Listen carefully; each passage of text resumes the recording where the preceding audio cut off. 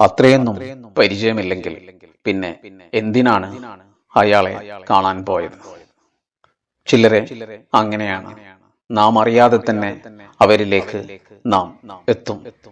അതൊരു പക്ഷേ ഒരു ചിരകാലമായ പരിചയമോ ബന്ധമോ വേണമെന്നൊന്നുമില്ല.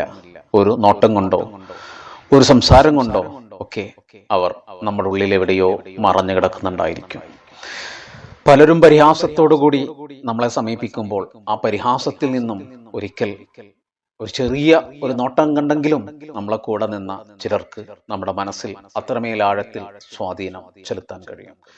അങ്ങനെ ഒരാളെ തേടി അയാൾ പോകുകയാണ്.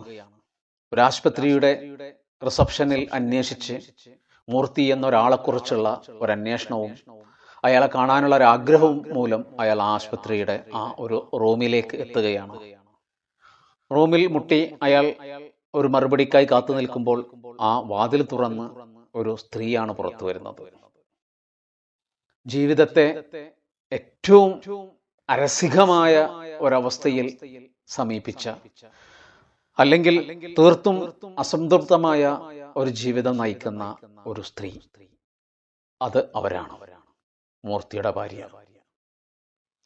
മൂർത്തിയുടെ ഭാര്യയുമായി വന്നാൾ സംസാരിക്കുകയാണ്. പിന്നീട് അയാൾ വീണ്ടും വരുന്നു. മൂർത്തിയുടെ വിവരങ്ങൾ അന്വേഷിച്ചുകൊണ്ട് ഭാര്യയെ വിളിക്കുന്നു. ഭാര്യ അവർക്ക് നമ്പർ കൊടുത്തിട്ടുണ്ടായിരിക്കും.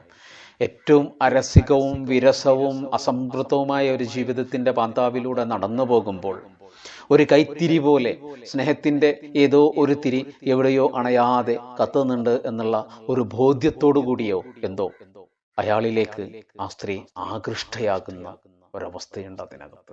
അത് ആത്മീയമാണോ ഭൗതികമാണോ, അത് കേവലം ശാരീരിക ഇച്ഛയാണോ എന്നൊന്നും തിരിച്ചറിയാനാവാത്ത വിധം മനുഷ്യന്റെ വികാര വേലിയേറ്റങ്ങളും അതിന്റെ വിസ്ഫോടനങ്ങളുമെല്ലാം ഈ ഒരു കൊച്ചു കൃതിയിൽ നമ്മളുടെ ഉള്ളിലേക്ക് എത്തുന്നുണ്ട്. സർവോപരി മനുഷ്യൻ അവന്റെ ആന്തരികമായ ഇച്ഛകളെ എത്ര അടക്കി വെക്കുമ്പോഴും പലപ്പോഴും അടക്കാനാവാത്ത ആ സ്നേഹത്തിന് വേണ്ടി, അടക്കാനാവാത്ത ചില ആഗ്രഹങ്ങൾക്ക് വേണ്ടിയെല്ലാം ദാഹിക്കും. അത് ചിലപ്പോഴെല്ലാം അണപൊട്ടി ഒഴുകാനുള്ള ഒരു ശ്രമം നടത്തുകയുമെല്ലാം ചെയ്യും. കെട്ടിപ്പൂട്ടി അസംതൃപ്തമായി എന്തിനാണ് മനുഷ്യൻ ജീവിക്കുന്നത്? എവിടെയാണ് മനുഷ്യന്റെ ഈ അസംതൃപ്തി നിലകൊള്ളുന്നത്?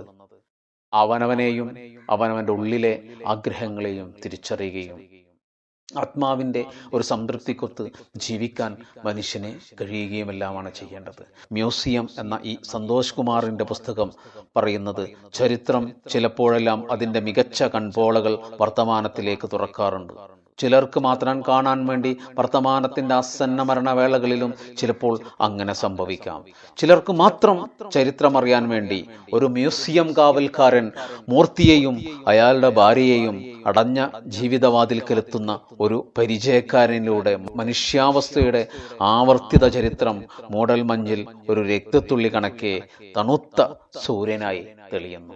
അതെ, മ്യൂസിയം ചിലരിലേക്കെല്ലാം നമ്മെ നയിക്കും. പല കാലങ്ങൾ, പല മനുഷ്യർ അങ്ങനെ നമ്മളിടയിലൂടെ കടന്നുപോയ ചിലരെങ്കിലും നമ്മൾ ചിലപ്പോഴെല്ലാം ഓർക്കാറുണ്ട്. ചിലരിലേക്കെല്ലാം കടന്നു പോകാൻ നാം ആഗ്രഹിക്കാറുണ്ട്. അയാൾ അത്തരത്തിൽ ഒരാഗ്രഹത്തിന്റെ ഒരു പൂർത്തീകരണമായിട്ട് മൂർത്തിയിലേക്ക് എത്തുന്നു. മൂർത്തിയിൽ നിന്നും മൂർത്തിയുടെ ഭാര്യയിലേക്കും, ആ ഭാര്യയിൽ നിന്ന് അയാൾ മ്യൂസിയം. ഈ സന്തോഷ് കുമാർ.